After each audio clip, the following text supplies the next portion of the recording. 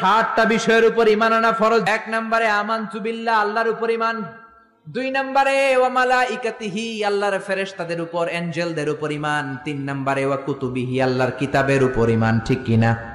আপনি শুধু কোরআন মানেন, তাওরাত যে আল্লাহর কিতাব মানেন না, ইনজিল আল্লাহর কিতাব মানেন না, জাবুর আল্লাহর পাঠানো আসমানি কিতাব মানেন না, আপনি কি মুমিন না কাফের?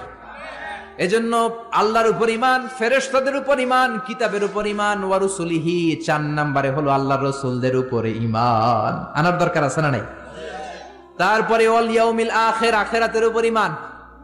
তারপরে ওয়াল কদারি খাইরিহি, তাকদীরের উপর ঈমান, ভাগ্যলিপির উপর ঈমান। খাইরিহি ওয়া শাররিহি মিনাল্লাহি তাআলা, ভালো হোক মন্দ হোক করতে পারে একজন, তিনি কে? বাংলাদেশে অনেকে কুফাতে বিশ্বাস করে। কুফা দেখবেন ক্রিকেট খেলা দেখতেছে, এক বন্ধু ঢুকছে, বলে তুই ঢুকলি কেন, তুই বেরো, তুই ঢুকলেই